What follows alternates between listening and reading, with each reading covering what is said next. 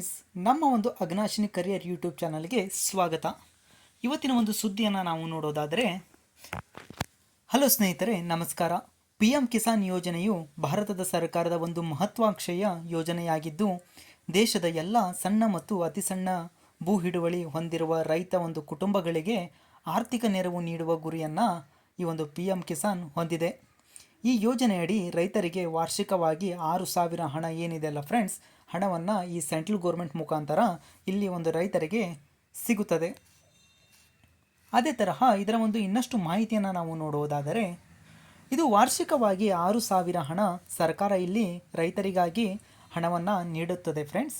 ಅದೇ ತರಹ ಇಲ್ಲಿ ಈ ಒಂದು 6,000 ಹಣ ಏನಿದೆಯಲ್ಲ, ಇದನ್ನು ಕಂತುಗಳಾಗಿ ಇಲ್ಲಿ ಒಂದು ಹಣವನ್ನು ವಿಂಗಡಿಸಲಾಗಿದೆ. ಅದರ ಬಗ್ಗೆ ನಾವು ನೋಡುವುದಾದರೆ, ಈ ಮೊತ್ತವನ್ನು ತಲಾ 2,000ದಂತೆ ವರ್ಷಕ್ಕೆ 3 ಕಂತುಗಳಲ್ಲಿ ನೇರವಾಗಿ ರೈತರ ಒಂದು ಬ್ಯಾಂಕ್ ಖಾತೆಗೆ DBT ಮೂಲಕ ಹಣ ಜಮೆಯಾಗುತ್ತದೆ.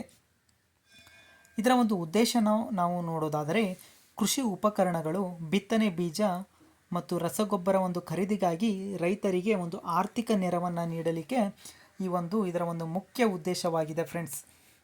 ಅದೇ ತರಹ ಇದರ ಒಂದು ಇನ್ನಷ್ಟು ಮಾಹಿತಿಯನ್ನು ನಾವು ನೋಡೋದಾದರೆ, ಮೊದಲನೇದಾಗಿ ಇಲ್ಲಿ ಯಾರ್ಯಾರು ಇದಕ್ಕೆ ಒಂದು ಎಲಿಜಿಬಲ್ ಅಂದರೆ ಅರ್ಹರು ಯಾರ್ಯಾರು ಎಂಬುದನ್ನು ನಾವು ನೋಡೋದಾದರೆ, ತಮ್ಮ ಹೆಸರಲ್ಲಿ ಕೃಷಿ ಭೂಮಿಯನ್ನು ಹೊಂದಿರುವ ಎಲ್ಲ ರೈತ ಒಂದು ಕುಟುಂಬಗಳು ಏನಿದೆ ಅಲ್ಲ ಫ್ರೆಂಡ್ಸ್, ಈ ಒಂದು ಯೋಜನೆಗೆ ಅರ್ಹರು. ಅದೇ ತರಹ ಕುಟುಂಬ ಎಂದರೆ ಪತಿ ಪತ್ನಿ ಹಾಗೂ ಅಪ್ರಾಪ್ತ ಮಕ್ಕಳಾಗಿರಬೇಕು. ಅದೇ ತರಹ ಅಗತ್ಯವಿರುವ ದಾಖಲೆಗಳನ್ನು ನಾವು ನೋಡೋದಾದರೆ, ಆಧಾರ್ ಕಾರ್ಡ್ ಇಲ್ಲಿ ಕಡ್ಡಾಯವಾಗಿರುತ್ತದೆ. ಭೂ ದಾಖಲೆಗಳು ಅಂದರೆ RTC ಪಹಣಿ ಇಲ್ಲ ಖಾತಾ ಸಂಖ್ಯೆ, ಬ್ಯಾಂಕ್ ಪಾಸ್ಬುಕ್ ಬೇಕಾಗಿರುತ್ತದೆ. ಬ್ಯಾಂಕ್ ಪಾಸ್ಬುಕ್ ಏನಿದೆ ಅಲ್ಲ ಫ್ರೆಂಡ್ಸ್, ಇದು ಆಧಾರ್ ಕಾರ್ಡ್ನೊಂದಿಗೆ ಲಿಂಕ್ ಆಗಿರಬೇಕು.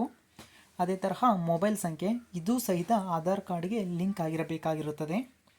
ಅದೇ ತರಹ ಇದರ ಒಂದು ಆನ್ಲೈನ್ ನೋಂದಣಿ ಪ್ರಕ್ರಿಯೆ ಹೇಗಿರುತ್ತೆ ಎಂಬುದರ ಬಗ್ಗೆ ನಾವು ನೋಡೋದಾದರೆ, ಅಧಿಕೃತ ವೆಬ್ಸೈಟ್ಗೆ ಭೇಟಿ ನೀಡಬೇಕಾಗಿರುತ್ತದೆ. ಅಂದರೆ pmkisan.government.in ವೆಬ್ಸೈಟ್ಗೆ ಹೋಗಿ ಇಲ್ಲಿ ಲಾಗಿನ್ ಆಗಬೇಕಾಗಿರುತ್ತದೆ. ಅದೇ ತರಹ ನ್ಯೂ ಫಾರ್ಮರ್ ರಿಜಿಸ್ಟ್ರೇಷನ್ ಮುಖಪುಟದಲ್ಲಿ ಕಾಣುವ ನ್ಯೂ ಫಾರ್ಮರ್ ರಿಜಿಸ್ಟ್ರೇಷನ್ ಎಂಬ ಆಯ್ಕೆಯ ಮೇಲೆ ಕ್ಲಿಕ್ ಮಾಡಬೇಕಾಗಿರುತ್ತದೆ. ಅದೇ ತರಹ ನೋಂದಣಿ ವಿಧ ಆಯ್ಕೆ ಮಾಡಿ. ಅಂದರೆ ನೀವು ಗ್ರಾಮೀಣ ನೀವು ಗ್ರಾಮೀಣ ಭಾಗದವ್ರು ಯಾರಾಗಿರ್ತೀರಲ್ಲ, ಅದು ರೂರಲ್ ಫಾರ್ಮರ್ ರಿಜಿಸ್ಟ್ರೇಷನ್ ಅಥವಾ ನಗರ ಭಾಗವದಾಗಿದ್ದರೆ ಅರ್ಬನ್ ಫಾರ್ಮರ್ ರಿಜಿಸ್ಟ್ರೇಷನನ್ನು ಆಯ್ಕೆ ಮಾಡಬೇಕಾಗಿರುತ್ತದೆ. ಅದೇ ತರಹ ವಿವರಗಳನ್ನು ನಾವು ನೋಡೋದಾದರೆ, ನಿಮ್ಮ ಆಧಾರ್ ಸಂಖ್ಯೆ ಮತ್ತು ಮೊಬೈಲ್ ಸಂಖ್ಯೆಯನ್ನು ನಮೂದಿಸಿ. ರಾಜ್ಯ ಏನಿದೆ ಅಲ್ಲ ಫ್ರೆಂಡ್ಸ್, ಅಲ್ಲಿ ಕರ್ನಾಟಕ ಎಂಬುದನ್ನು ಆಯ್ಕೆ ಮಾಡಿ.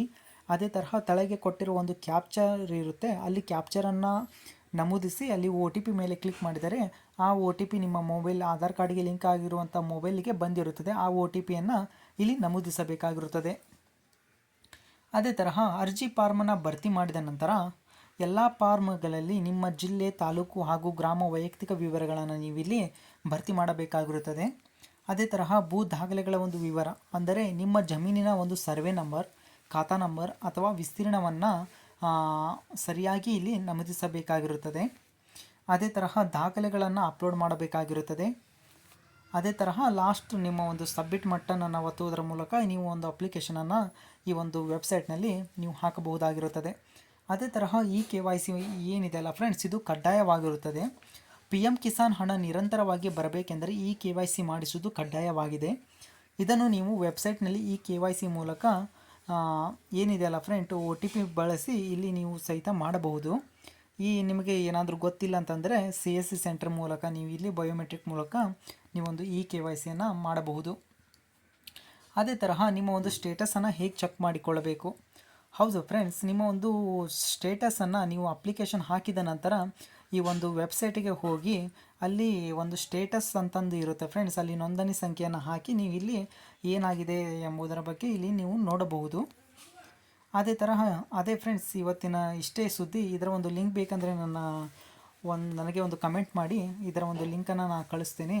ಇಷ್ಟೇ ಫ್ರೆಂಡ್ಸ್ ಇವತ್ತಿನ ಒಂದು ಮಾಹಿತಿ ಇಷ್ಟವಾದರೆ ನಮ್ಮ ಚಾನಲನ್ನು ಆದಷ್ಟು ಬೇಗ ಲೈಕ್ ಮಾಡಿ, ಶೇರ್ ಮಾಡಿ, ಸಬ್ಸ್ಕ್ರೈಬ್ ಮಾಡುವುದರ ಮೂಲಕ ನಮ್ಮನ್ನು ಪ್ರೋತ್ಸಾಹಿಸಿ. ಧನ್ಯವಾದಗಳು.